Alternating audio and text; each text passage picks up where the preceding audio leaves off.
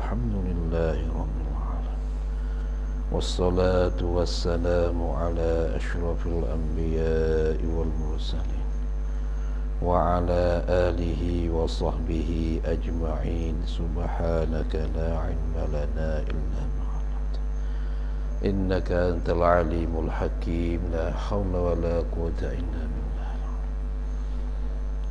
Rabbi syrah li sadri wa yassir li amri wahlul 'uqdatam min lisani yafqahu qawli. Qala al-musannifu rahimahullahu ta'ala wa nafa'ana min ulumihi wad daraini amin. Pendahuluan. Jadi sebelum daripada nak belajarkan ilmu ni, maka kita mesti kena tahu dahulu apakah pendahuluan kita nak belajar ilmu ni. Kita tahu maksud belajarkan ilmu ni, belajarkan kitab ni, barulah kita mudah faham, barulah cepat kita faham apakah dimaksud oleh musannif. Kalau tu musannif dia buat pendahuluan. Mesti nak belajar ke ilmu ni kena tahu, kena ketahui kan pendahuluan dia ni untuk apakah. Kalau tu kata musannif, ketahui olehmu mereka yang menghendaki kemenangan dunia dan akhirat. Ketahui olehmu mereka yang menghendaki kemenangan dunia dan akhirat, bahawasanya ilmu tasawuf itu, ilmu tasawuf tepat pengambilan dianya al-ihsan. Wallahu yuhibbul muhsinin. Allah Ta'ala kasih orang yang berihsan. Maka orang berihsan itu orang yang bertasawuf. Tu sebab tu dalam hadis Jibril tu, hadis Jibril yang mari soal bertanya kepada Nabi kita Muhammad sallallahu alaihi wasallam berkenaan dengan Islam, iman dan ihsan. Maka Islam ialah fiqh, iman ialah usuluddin, yakni tauhid. Yang ketiga ihsan. Ihsan itulah dikatakan tasawuf. Lalu tu bahawasanya ilmu tasawuf itu pengetahuan yang satu ilmu, satu pengetahuan yang diketahui dengan dia, dengan pengetahuan akan segala kelakuan hati. Ilmu tasawuf ilmu untuk membaikkan hati, nak tahukan sifat-sifat hati tu. Ada mengetahui, diketahui dengan dia, dengan ini pengetahuan akan segala kelakuan hati, segala sifat-sifat hati. Sama ada kelakuan yang dipuji, sama ada kelakuan, sama ada sifat hati yang dipuji. Apakah sifat hati yang dipuji? Misalnya seperti merendah diri dan sabar. Merendah diri, tawadhu, dan sabar, tu sabarkan diri. Sifat merendah diri, sifat dipuji oleh Allah. Sifat sabar atas apa saja yang Allah Ta'ala ujikan pada kita, mesti kita lakukan sabar.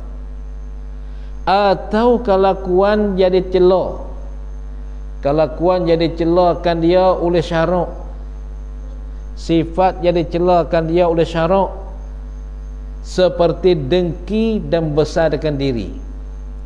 Dengki, sifat hasad dengki, dan membesarkan diri. Maka kita tahu kan kelakuan jadi celah ni untuk kita nak buang, untuk kita nak bawa keluarkan pada diri kita. Kita tahu kan kelakuan yang dipuji itu untuk kita nak guna dan pakai. Dan kelakuan yang dia celah itu kita nak buangkan pada hati kita, tak payah ada ke dalam hati kita. Maka kalau ada sifat ni dalam hati kita, mestilah kita akan binasa. Dan manusia pun tak suka pada kita. Bukan Allah Ta'ala sahaja tak suka, manusia pun sama juga tak suka. Bagi orang yang ada sifat dengki, bagi orang yang ada sifat membesarkan diri. Tu kitab, tu ilmu tasawuf. Yang kedua, dan ada pun faedah ilmu tasawuf, yakni kegunaan ilmu tasawuf. Maka menyampaikan dia apa? Maka iaitu faedahnya faedah ilmu tasawuf, menyampaikan ia ilmu tasawuf kepada mengkosongkan hati, menyampaikan dia ilmu tasawuf kepada mengkosongkan hati daripada yang lain pada Allah Ta'ala. Mengkosongkan hati, membuangkan hati, mengkosong daripada yang lain pada Allah Ta'ala. Lain pada Allah Ta'ala kita tak payah masukkan dalam hati kita, bahkan biar adakan Allah Ta'ala dalam hati. Barulah sifat kecelaan tidak masuk dalam hati kita. Apabila Allah ada dalam hati, Allah zahir, Allah batin. Allah zahir, Allah batin. Tidak ada benda yang lain. Maka lain pada Allah Ta'ala ni bukan mestinya makhluk, bukan mesti kita kata piti, bangunan, kekayaan, bukan macam tu. Lain pada Allah Ta'ala, pahala tidak ada dalam hati, syurga tidak ada dalam hati, neraka tidak ada dalam hati, azab kubur tidak ada dalam hati. Yang ada dalam hati dia ialah Allah.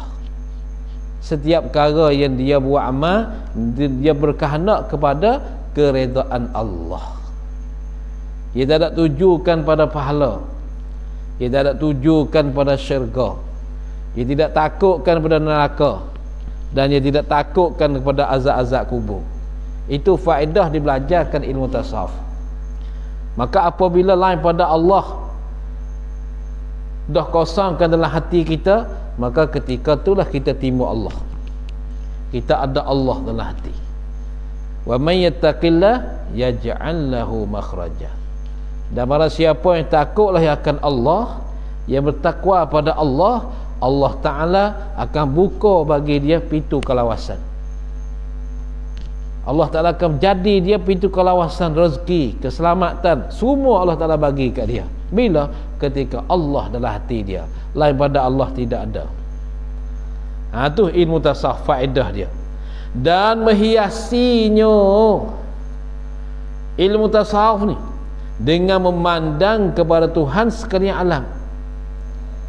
Menghiasi ilmu tasawuf akan ampunyo hati, akan tuan hati dia, akan seorang yang pandai ilmu tasawuf ni menghiasi dengan memandang, dengan menilik kepada Tuhan sekalian alam. Tuhan sekalian alam, Tuhan yang memerintah sekalian alam. Dia tak ada tilik dah benda lain, hanya hati dia dihiasi dengan Allah, sehingga tiap-tiap perkara yang dia nampak, dia sebut Allah. Dia tengok kapal atas langit, dia nampak Allah. Tengok bintang, tengok matahari, dia nampak Allah. Semua kehidupan dia nampak Allah, kerana Allah yang memerintahkan sekalian alam. Seperti firman Allah, Alhamdulillahi Rabbil Alamin, segala puji bagi Allah. Allah Tuhan yang memerintahkan sekalian alam. Tu Allah. Setiap benda yang dia tengok, yang dia tilik, yang dia nampak, yang dia lihat pada bukit, nampak Allah. Lihat langit pada Allah. Lihat ada penyakit pun nampak Allah. Lihat semua perkara yang ada atas muka bumi, atas dunia ni, dia nampak Allah. Maka apa ke mana Allah? Nampak Allah ialah nampak rahmat Allah, kudrat Allah, ilmu Allah, hikmah Allah. Nah, tu dia nampak macam tu. Nampak kudrat Allah, iradat Allah, ilmu Allah, rahmat Allah, hikmah Allah. Tu nampak Allah. Tu menghiasikan dalam badan dia, dalam tubuh badan mana pada Allah. Kalau semua yang dia lihat, yang dia apa sentuh tadi, nampak Allah yang mengatasi. Tu faedah ilmu ni.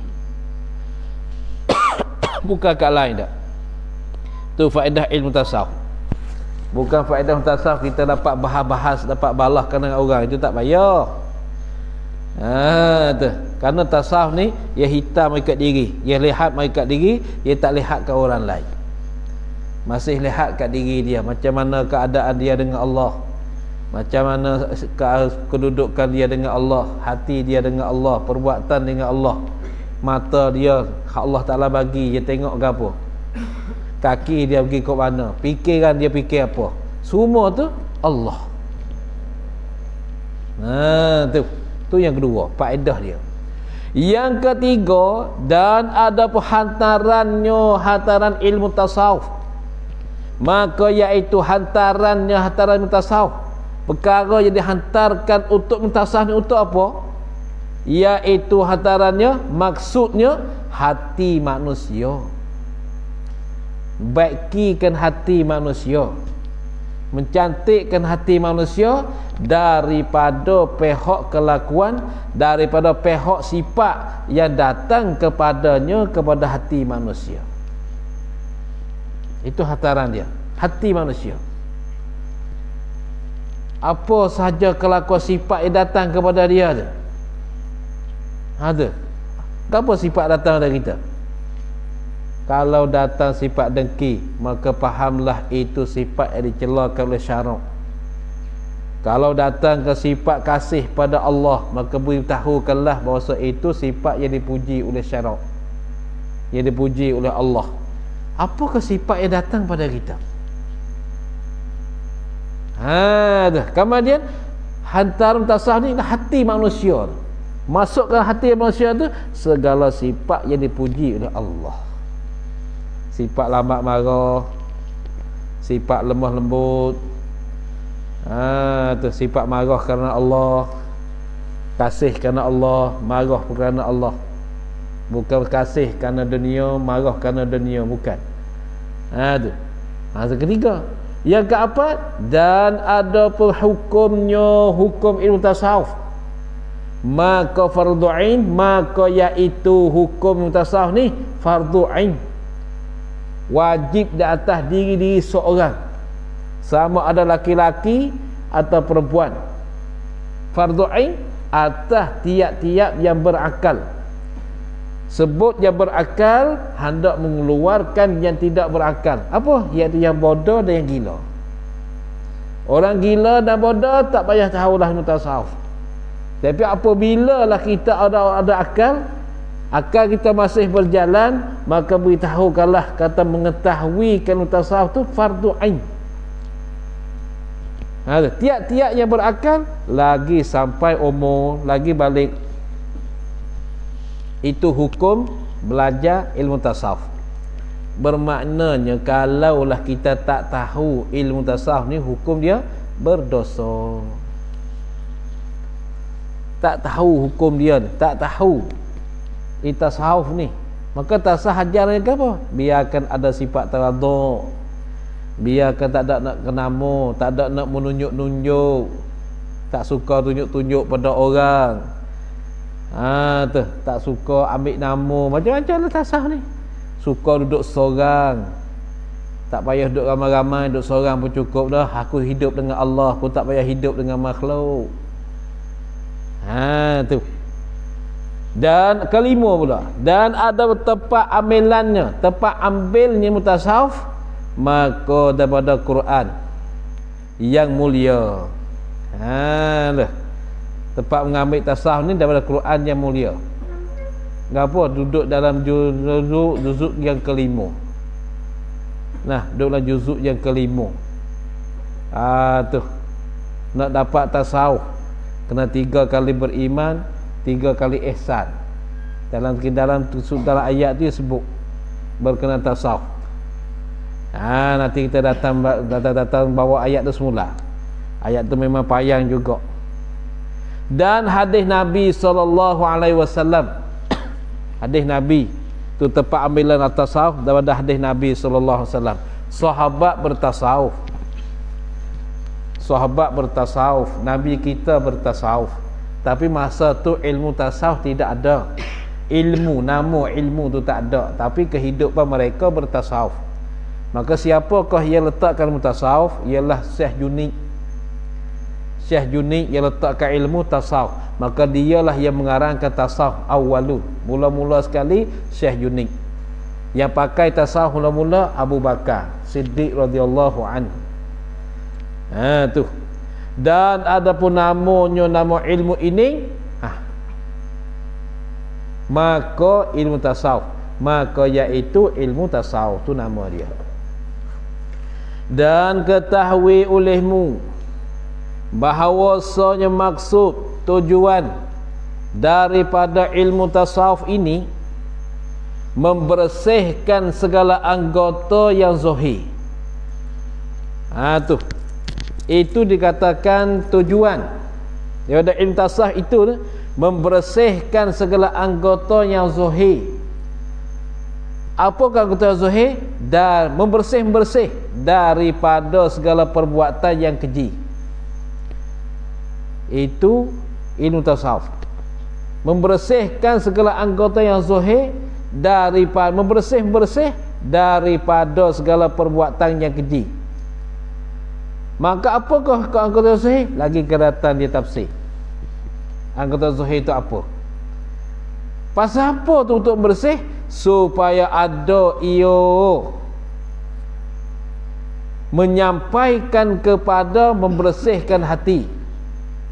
Supaya adalah ia ilmu tasawuf ni menyampaikan kepada membersihkan hati, ataupun supaya adalah ia anggota yang zahir. Supaya adalah yang anggota zahir ni menyampaikan kepada membersihkan hati. Zahir membersihkan segala anggota zahir daripada segala perbuatan yang keji. Pasal apa membersih? Supaya ada ia anggota yang zahir menyampaikan kepada membersihkan hati. Apabila zahir bersih, maka ia menyampai berjerak bagi. Maka panggil berjerat masuk dalam hati. Nak bersihkan hati, awalnya kita bersihkan hak zahir dulu. Zahir dahulu kita bersihkan. Mesti zahir, hak zahir kita bersihkan daripada segala kecelaan. Maka pakaian, tutup aurat. Kalau bercakap, tidak bercakap sia-sia. Tidak mengupak, tidak memakikan pada orang. Tu zahir. Mata kita tak tengok pada benda yang diharam, tak tengok kepada apa benda haram, tak suka tengok kepada aurat. Banyak lagi lah kita pantang benda zahir tu. Maka diri kita bersihkan benda zahir, ia berjerak masukkan dalam hati. Tu. Supaya ada anggota yang zahir menyampaikan kepada bersihkan hati.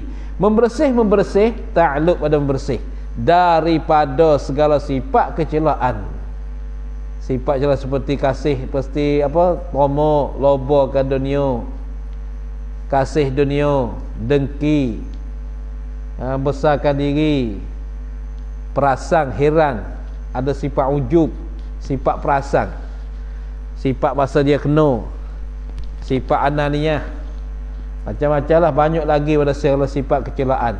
Akan tetapi nak bersihkan sifat kecelaan dalam hati kita, mesti kena bersihkan zahir dahulu, barulah dia dapat bersihkan hati.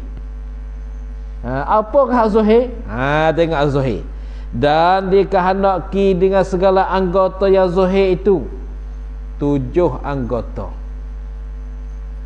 Dikehendaki dengan segala anggota zahir itu 7 anggota. Apa yang anggota? Pertama, mata. Jangan macam mati tu. Mata itu anggota zahir. Dan kedua, telinga. Dan ketiga, lidah. Dan keempat, perut. Dan kelima, farjun, farak. Sama ada hak laki atau perempuan, sama ada hak yang laki-laki atau perempuan, dikatakan farak semua. Akan tapi yang buat istilahkan oleh ulama sebut kata farad itu hak perempuan, zakat hak laki-laki. Itu istilah ulama. Tapi asal farjun farad ni sama ada laki-laki atau perempuan. Asal mana farad ni mana lubang. Maka apabila hak perempuan tu zahir lubang dia, ulama buat istilah farad tentu pada hak perempuan, zakat tentu pada laki. Akan tetapi asalnya hataran dia ialah farjun kerana suatu kemaluan lelaki atau perempuan. Tu sebab dia kata kalima farjun, kata farak je, zakat tak kena ni, kata ni, aku tak masuk tino je, dah masuk semua. Dan keenam dua tangan kanan kiri, dan ketujuh dua kaki. Maka inilah anggota zahir. Nak bersihkan hati kita ni mesti kena jaga zahir yang tujuh ni. Dapat jaga zahir yang tujuh ni, hati kita bersih. Hati kita bersih lalu dah. Maka kata dia, dan hendaklah engkau, hei mereka yang menghendaki kemenangan dunia dan akhirat, ingat di dalam hati engkau akan bahawasanya Allah Ta'ala telah memberi nikmat ya Allah akan dikau dengan beberapa nikmat yang besar-besar. Allah Ta'ala bagi kepada kita banyak benda nikmat yang besar-besar. Apa ke nikmat besar-besar? Dan iaitu nikmat yang besar-besar segala anggota engkau. Semua anggota engkau yang telah bagi ni, ini dikatakan nikmat hak besar. Maka kita jagalah nikmat Allah Ta'ala bagi ni. Bila Allah Ta'ala menarikkan nikmat dia, susahlah kita. Kita ada mata, tengoklah benda yang baik, tak payah tengok benda tak baik. Nanti satu hari Allah Ta'ala tarikkan mata balik, maka habislah penglihatan kita. Allah Ta'ala jadi telinga untuk dengarkan benda baik, jangan dengar benda tak baik. Satu hari Allah Ta'ala tarik ke pendengaran kita, maka kita rasa sesal sehabis-habis sesal. Itulah anggota yang paling besar segala anggota engkau tu hak bagi ni. Bahkan mata sebutir ni, adakah kita sanggup tukar dengan pitis juta? Ku nak beli mata sebiji, ku nak bayar sejuta, adakah nak bagi? Dak nak buat gapo duit sejuta ya tu, duit 10 juta, dak 100 juta tak say lagi nak tukar dengan mata sebiji. Itu nikmat Allah tu, besar-besar nikmat. Kaki pula lagi, tangan lagi, semua banyak anggota tu. Tapi apabila duduk kat kita ni, kita tak rasa besar. Ni kita guna dia tak ada herau, guna ke mana-mana pun tak ada herau, tak ada mengheraukan. Tapi satu kali Allah Ta'ala tarik balik nikmat dia, ketika tu kita rasa sayang. Sayanglah jari aku, putus dah lah, kau ada tu tak jaga dia. Tu segala anggota engkau, anggota mana yang wajib atas engkau memeliharanya segala anggota engkau dan mensyukurkannya segala anggota engkau. Wajib kamu kena jaga, wajib kamu mesti kena jagakan anggota kamu dan mensyukurkan anggota kamu ni pada Allah Ta'ala. Banyak mana pada makhluk Allah Ta'ala, Allah Ta'ala tak bagi kaki pada dia, Allah Ta'ala bagi mata tapi tak bagi telinga. Ada setengah orang tu bagi tubuh satu je, tapi orang tu kepala dua putih, dua biji kepala, duduk melekat sekali. Kaki dua tapi tubuh dua. Patutnya kaki 4, tubuh 2. Tak, tubuh 2, kaki 2 je, kepala 2. Ya tengok banyak lagi lah. Maka di situlah mesti kita bersyukur terhadap Allah Ta'ala, yang mana Allah Ta'ala bagi anggota kita sempurna. Misalnya hidung kita ni kiranya pergi belok, marah kita. Tu. Lalu tu, maka jika tiada melihara engkau akan dia, akan segala anggota engkau, apabila kamu tak jaga dia, dengan kamu jaga dia, jangan pergi kepada jalan yang Allah Ta'ala tak redha. Jangan pergi ke jalan yang Allah Ta'ala merka. Itu jaga dia. Jaga anggota ni bukan masuk baja, masuk air, bukan tu. Bukan bamrung wig dia. Kita dah faham kata jaga anggota ni mesti kita makan makanannya sedap. Jaga dia gitu, tidur kita pakai krim, pakai apa, pakai bau-bauan, tidur oh sedap. Bukan macam tu. Itu tak ada apa. Jaga macam mana? Jaga jangan gunakan anggota kita ni kepada jalan yang Allah Ta'ala tidak suka. Pasal apa tu? Mesti kan pasal apa? Maka jika tidak boleh harap engkau kan ya, kalaulah kamu tak jaga ke anggota tadi, nescaya selagi jadi saksi, selagi mana lagi akan jadi saksi tu, selagi yakni lagi akan jadi saksi semuanya, semua anggota engkau tu atas engkau sendiri. Bila kau jadi saksi? Pada hari kiamat. Hari kiamat nanti dialah akan jadi saksi di atas kita. Kata kita pergi kat mana duk buat apa, semua anggota kita yang kita lihat hari-hari ni, tangan, kaki, mata, telinga, mulut, hidup, semua ni akan bakit kita jadi saksi. Allah Ta'ala bagi anggota ni boleh bercakap, mulut kita tertutup tak boleh cakap. Mana dalih? Seperti firman Allah Ta'ala, al-yawma nakhtimu ala afwahihim wa tukallimuna aydihim wa tashhadu arjuluhum bima kanu yaksibun. Surah Yasin ayat rakam 65. Selalu kita baca, tapi dia tak tahu makna, tak apa, jenera baik. Dia tahu maknanya, Masya Allah, gitu lalunya. Apa artinya? Pada hari kiamat mencap oleh Allah Ta'ala. Apa mencap? Mencap oleh Allah Ta'ala, yakni menteri oleh Allah Ta'ala. Itu mencap. Ni, cop bahu. Tu. Nah, macam kita nak masuk sepadang, Thailand nak masuk Malaysia, Malaysia nak masuk Thailand. Ada cop dia. Pop, tu cop. Menteri. Cop, pop. Mencap oleh Allah, menteri oleh Allah atas segala mulut mereka itu.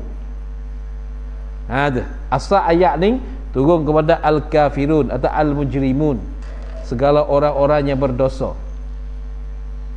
Bagi mereka yang berdosa, maka Allah Ta'ala menterikan mulut-mulut dia.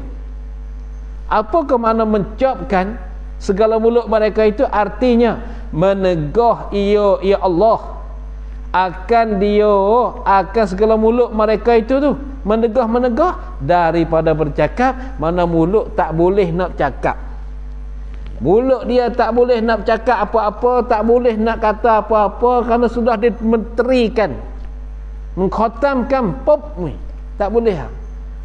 Apabila mulut dikunci, tak boleh cakap, berkata-kata akan Allah Ta'ala oleh segala tangan mereka itu. Tangan kita pula cakap ni.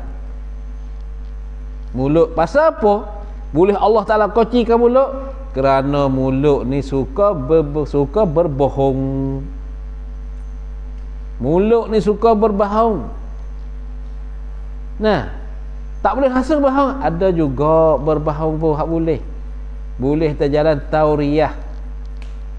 Tauriyah ni mana kita cakap macam ni, tapi hati kita niat macam lain. Tu hati kita niat macam lain, tapi mulut cakap macam ni, hati kita niat macam lain. Dia mau tanya kita, kamu curi ke ayam aku? Tak bila tak ada ambil, tak ada curi. Maka hati kita niat, kemarin tak ada curi, hari ni curi. Tu tauriyah. Dosa kan? Tak dosanya tu. Mau ambil ke ayam? Dah tak ada. Tobat tak ambil. Sumpah tu, tobat wallahi, aku tak ada ambil. Hari ni marah kau ambil. Tu. Itu panggil tauriyah. Pada pun kata Muhammad, la ilaha illallah, kita tak ada ambil kacau dah. Kalau tak kan. Masalahnya ni. Wah, ada ambil tak ada ambil tu apa? Hari ni marah kau ambil. Tu. Kalau ditanya lagi, bila pun tak ada ambil dah. Tu, bila tak ada ambil. Tahu bila-bila apa? Dia tak jawab aku. Tahu bila-bila aku tak ada ambil. Hati yang niat. Maka macam tu bagi tauriah, tidak berdosa cakapan dia. Tu, tak berdosa cakapan dia macam tu. Dia cakapan kena cidik juga tu. Kalau orang tanya tu tak ada cidik. Kalau orang menanya tu cidik, sudah kita nak lari tak boleh juga.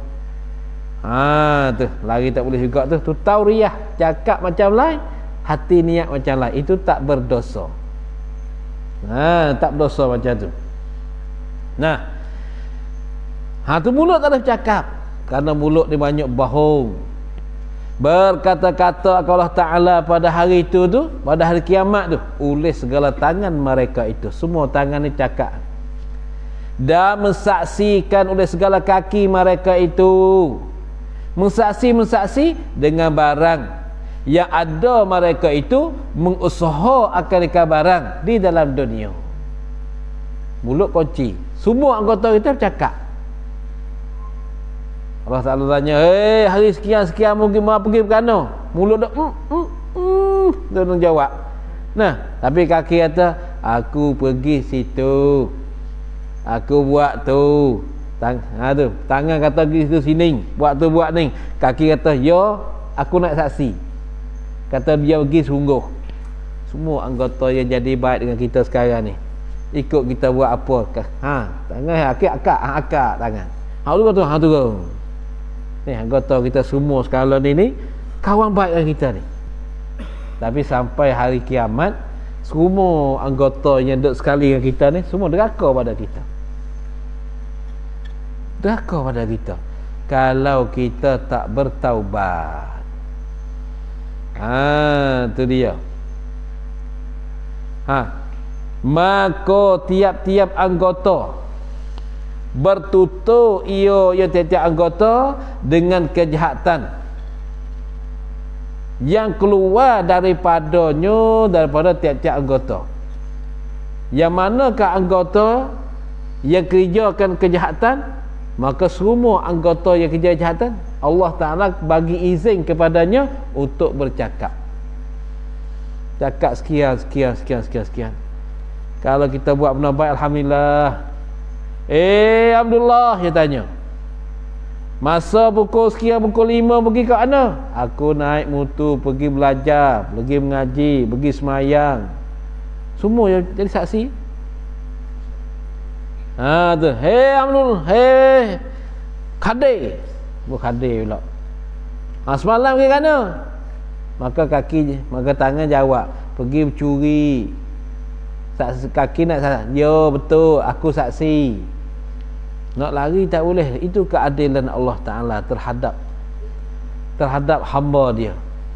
Dia tutupkan mulut, bagi ke anggota lain tu bercakap pula. Kerana mulut ni banyak berbohong. Banyak bohonglah mulut ni. Dan firman Allah Ta'ala lebih-lebih lagi dalam pasal malam. Baju yang beli tu seria ya, sekelah. Satu lah tu seria ya. 10 kop. Tapi jual 100, 10 ringgit jual. Kamu yang tanya, abang, bertawar sikit tak boleh ke? 8 ringgit. Lama sikit dia. Tak sikit lah apa ni. Tak banyak ni lama. Tu. Mulut ni pandai Allah. Sebab tu Allah Ta'ala koci bob ini. Tu. Dan firman Allah Ta'ala surah Fussilat ayat rakam 22. Wa ma kuntum tastatirun an yashhada alaikum sam'ukum wala absarukum wala juludukum. Artinya, dan tiada ada kamu dahulu di dalam dunia ni bersembunyi pada ketika mengerja kejahatan. Takkah muduk tah dunia hari tu musuh-musuh membuat kejahatan, duk sorang ya. Duk sorang buat kejahatan, duk minum ke, duk cakap mengorak ke, duk sorang, duk mengorak. Sorang, tidakkah? Dan tiada ada kamu, dan tiada adakah kamu dahulu di dalam dunia bersembunyi, bermenusuk, bersembunyi. bersembunyi pada ketika mengerjakan kejahatan daripada mensaksikan atas kamu oleh segala telinga kamu.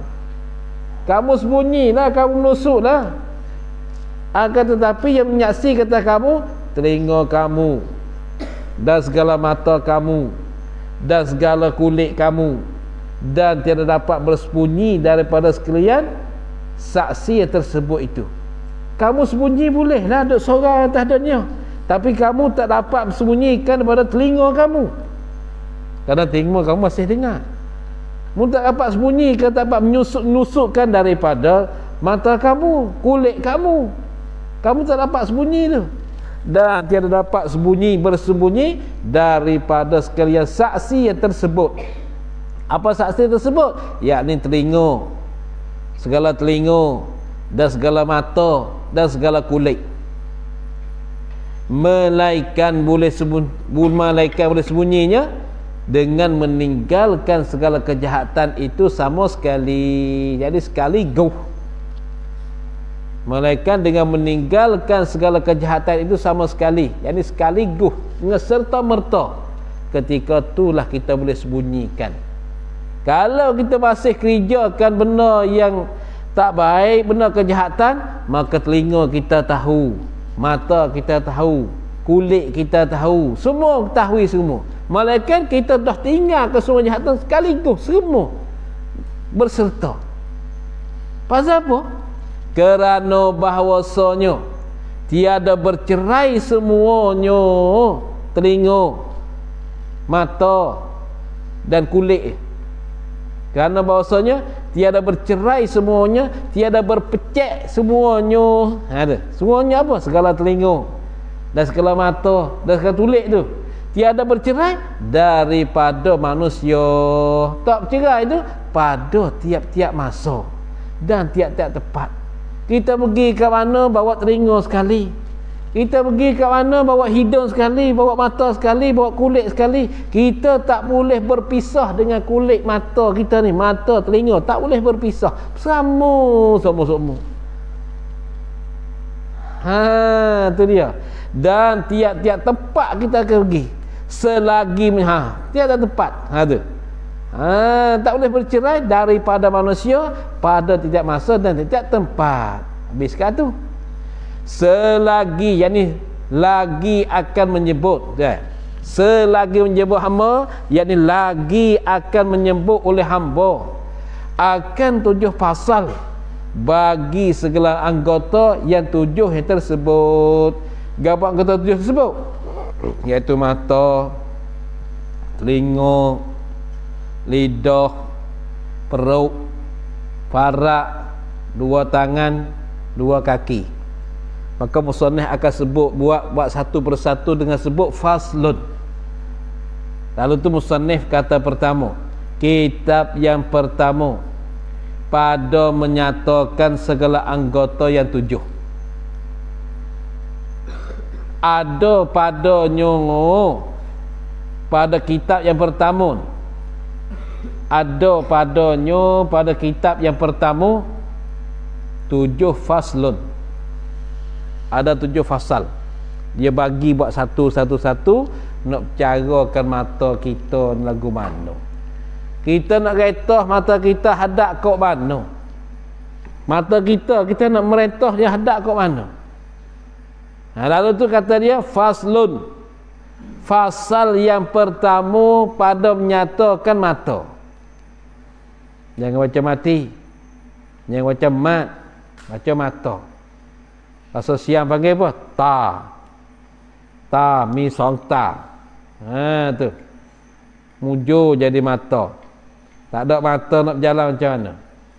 Kata apakah gunaan Allah Ta'ala bagi pada mata kita?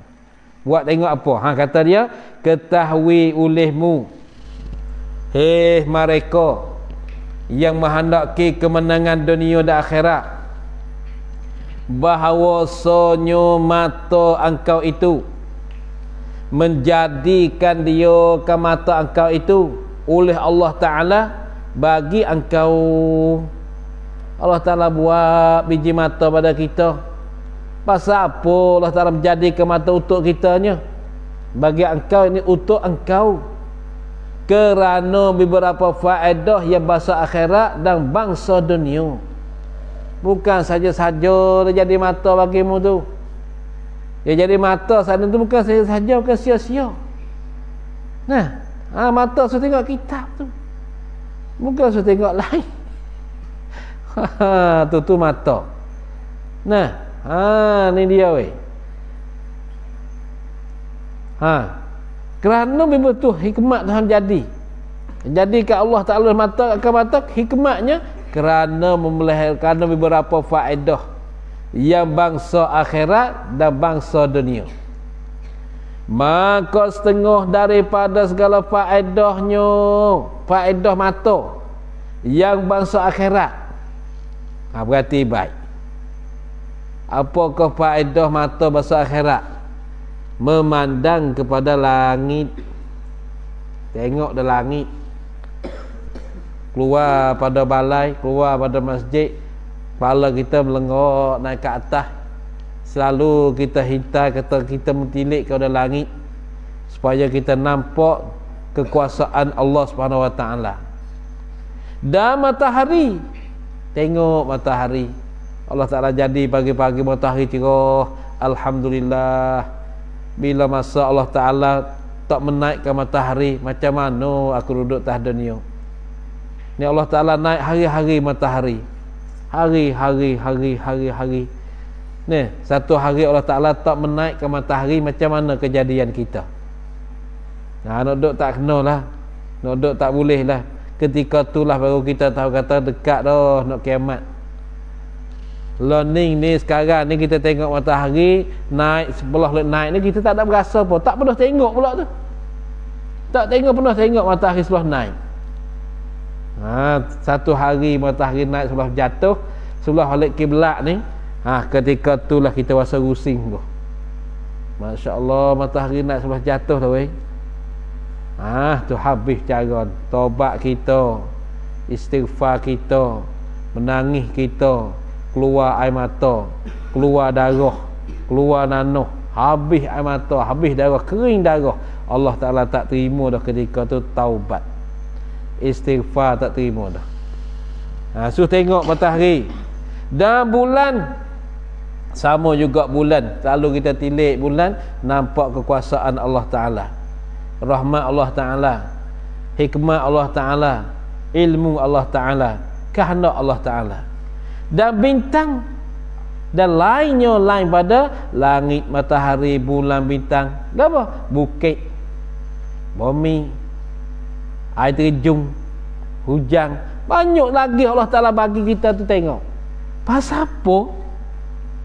Kita mana-mana tu untuk apa? Supaya berdalil engkau dengan dia, dengan memandang itu. Nah, supaya berdalil engkau dengan dia, dengan memandangkan kepada langit dan matahari dan bulan dan bintang tu, atas ada Allah Ta'ala, dan atas keasaannya Allah Ta'ala, dan atas kuasanya Allah Ta'ala, dan atas rahmatnya Allah Ta'ala, dan atas hikmah Allah Ta'ala, dan atas ilmu Allah Ta'ala. Banyak tu daripada sifat-sifat Allah Ta'ala. Kita tengok benda tu, nampak kekuasaan Allah, nampak keasaan Allah. Allah Ta'ala tu satu, nampak Allah Ta'ala tu ada, nampak Allah Ta'ala tu sedia, nampak semua sifat-sifat 20 yang kita sedang belajar pada hari ini. Itu kita lihat pada makhluk. Allah Ta'ala mata kita tengok benda tu untuk fikirkan pada Allah. Tu dia. Itu digunakan mata kita. Tu faedah dia yang masa akhirat tu. Dan setengah daripadanya dari faedah mata yang masa akhirat, melihat akan Quran. Kita nak baca tak pandai, nak baca tak pandai, maka mata kita tengok Quran, dengan tengok Al-Quran. Satu kali Quran dihapus tulisan, kok dia tu dihapus. Sebab tu Quran kamu kena usaha baik-baik, usaha bila cepat boleh. Satu hari Allah Ta'ala akan hapus tulisan Quran, tinggal kertas putih. Ketika tu habis. Bukan tulisan Quran dalam kertas saja dah, dalam hati kita pun tak ada dah. Bila? Pada masa matahari naik sebelah, balik jatuh, naik sebelah balik kiblat. Ketika tu Fatihah kita tak ingat dah, Quran tak ada isi, ada kertas saja. Nak baca Fatihah tak boleh. Sekarang lah ni kita baca Fatihah macam mana sekalipun kita dapat baca, tapi satu kali kita tak akan boleh baca Fatihah ketika matahari naik sebelah jatuh. Apabila Fatihah kita tak ingat, doa tak ingat, macam mana nak doa dengan Allah Ta'ala, nak doa nak kata apa dengan Allah, nak istighfar tak tahu dah. Habis ilmu Allah Ta'ala hapus. Terkejut matahari naik sebelah balik, jatuh balik kiblat. Macam orang terkejut rumah terbakar, rumah berlaku kebakaran tu pun habis dah, lupa habis dah tu pun. Ni terkejut matahari naik sebelah balik kiblat, habis cara. Fatihah tak boleh baca, istighfar tak boleh baca, tasbih tak boleh baca, duk kena lain dengan matahari. Maka kita ingatlah, otak kita boleh cakap berilmu, Allah Ta'ala isi masuk. Bukan hak kita, bukan hak kita ilmu. Allah Ta'ala isi masuk dalam otak kita, dapat ingat, dapat bercakap dengan ilmu. Itu Allah. Itu dia. Dan melihat akan jalan kepada masjid, melihat akan jalan pergi kepada masjid, itu Allah Ta'ala bagi mata. Dan kepada tempat menuntut ilmu, melihat kepada jalan, dan kepada tempat, melihat kepada tempat menuntut ilmu, jalan untuk pergi dan tempat menuntut ilmu. Itu faedah Allah Ta'ala jadikan mata. Dan setengah daripada faedahnya, faedah mata yang bahasa dunia pula. Tengok faedah mata bahasa dunia, melihat perusahaan engkau, melihat kerja engkau, dan melepaskan engkau daripada segala yang menyakiti. Apa yang menyakiti? Misal seperti jatuh rumah ataupun rebah terjatuh. Takut jatuh, takut rebah. Nak lihat kerja kita buat apa kerja? Kerja apa? Noreh, nego apa? Atau mata kita guna. Melepaskan engkau dari menyakiti apa? Jatuh, rebah turun, rebah terbalik turun, dan berpelaga, berlaga di aksiden. Pau. Apa yang tak ada mata. Ada lagi kita katanya, misal seperti jaga pada benda bisa-bisa. Banyak lagi lah jalan pada mata itu bahasa dunia. Dan barulah mensyukurkan mata itu, memelihara daripadanya ada mata, tiap-tiap melihat yang haram, tiap-tiap melihat perkara yang haram oleh syarak. Apabila perkara yang haram kita pantankan mata kita, tak payah lihat. Seperti melihat perempuan yang lain daripada isterinya, isteri seorang. Kenapa ke musannif misalkan melihat perempuan ni, tak misalkan yang lain? Karena perempuan ni sebagai syahwat bagi lelaki, dan lelaki sebagai syahwat bagi perempuan. Dua ni macam minyak dengan api, tak boleh break benar-benar tu. Tak boleh break tu. Lepas gidah hundur kelik balik. Iya saat ni jangok perak lah, hundur balik, gustai kelik mula, tengok siapa dia. Tu melihat perempuan yang lain pada isterinya, isteri seorang, dan sahaya seseorang, dan mahramnya mahram seorang. Kalau terlihat tak apa. Melihat ni mana kita segelainkan tilik kat dia. Segelain hati tilik kat dia, mata tengok. Tu tengok kat dia, lain pada isteri. Kalau isteri biarlah tengok beberapa kali sehari pun. Sahaya ikutlah hamba dia. Mahram dia siapa dia mahram? Ialah perempuan yang haram nikah dengan dia. boleh lihat. Tu melainkan kita lihat kepada perempuan ada hajat, tak apa, lihat ada hajat. Apabila hajat tak ada, tak payah lihat. Tu satu. Dan seperti melihat akan yang muda beliau, akan lelaki yang muda beliau. Apa muda beliau? Laki-laki yang tak ada janggut, laki-laki yang tak ada janggut, tak ada misal, muka cantik supaya perempuan. Baru tengok dia, buat perhati tu, jaga sikit tu, bahaya. Sabit tu tidur dua orang nak tengok tu ni tidur dua orang ni, nama duk peluk.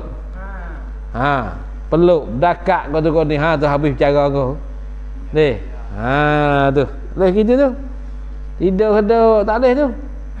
Kau buat kelola main nampak muda beliau, nampak janggut tak ada, nampak misai tak ada peluk dia, siung dia pula. Ni, dosa supaya betina tu. Sebab tu tidur tak boleh tidur dua orang kata tak boleh tu. Syarak tak bagi. Syarak tak bagi. Tak boleh tidur dua orang, tengok tidur siapa weh. Tak boleh tu. Jaga baik. Dia kan no laki sama laki. Ya ada berlaku laki-laki. Kalau kita pak arak dia marah benar.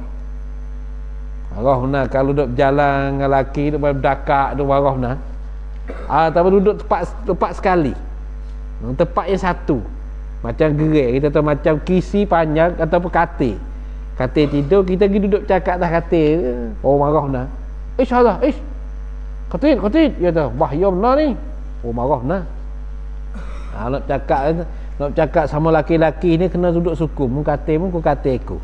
Mu tempat tidur mu, ku tempat tidur aku. Kalau katil tu duduk cakap, duduk saja. Marah. Dia jaga sebelum ada hujan turun. Cadang payung sebelum ada hujan. Dah hujan turun nak jaga tak boleh dah.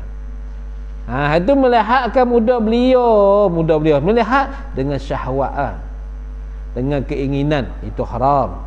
Dan seperti melihat akan aurat laki-laki yang manis sekali, yang duduk sekali dengan dia, yang tinggal dengan dia tu, melihat aurat laki-laki, maka lazimkan olehmu, tetapkan olehmu akan melahirkan mata engkau. Jaga baik. Lazim ilmu akan melahirkan mata engkau. Jangan tengok jangan perempuan yang lain ada isteri. Muda beliau jangan tengok perhati sangat. Habis hidup pondok jangan tidur dua orang. Dengan budak-budak jangan tidur. Nak tidur suku-suku, mu seorang ku seorang. Tak boleh tidur dua orang tu bahaya. Biar pergi sejuk lah ni sekarang bertokar tu. Bahaya tu. Ya syaitan kita duduk dua orang, syaitan yang ketiga. Syaitan yang ketiga. Lepas tu nak jaga. Jaga molek. Tidur nampak tu bahaya. Tidur seorang lah. Tidur seorang. Tu takut lah. Takut tidur banyak orang. Jaga dah tu. Lepas tu kalau limut satu tidur dua, jangan tu. Ataupun toto satu tidur dua, tak ada. Toto amba yang satu tidur dua orang duduk selimut, tak boleh. Jaga baik tu. Tapi hak mana Allah Ta'ala larang, hak tu lah manusia nak buat. Jadi manusia lagu tu kejadian dia. Hak mana Allah Ta'ala larang, hak tu buat. Hak mana guru yang larang, hak tu yang buat. Ni balik lagi kena tengok pondok ana pondok ni nak ida nak ni beragang lah dah. Bahaya. Ingat baik tu. Bahkan kita tilik dengan syahwat tak boleh dah. Lepas tu kita pergi tidur sama dia, syarat marah lagi. Walaupun kita tidur saja ya, tapi syarat marah. Syarat cemburu. Syarat tu cemburu. Kata cemburu. Pasal apa tu kena jaga? Kerana firman Allah Ta'ala. Pasal apa jagakan daripada mata tadi tiap-tiap melihat punya haram? Pasal apa melihara? Kerana firman Allah Ta'ala, qul lil mu'minina yaghuddu min absarihim wa yahfazu furujahum Dzalika azka lahum innallaha khabirum bima yasnaun. Suratul Nur ayat rakam 30. Artinya, bersabda olehmu hai Rasulullah sallallahu alaihi wasallam bagi sekalian yang beriman, bagi sekalian orang yang beriman.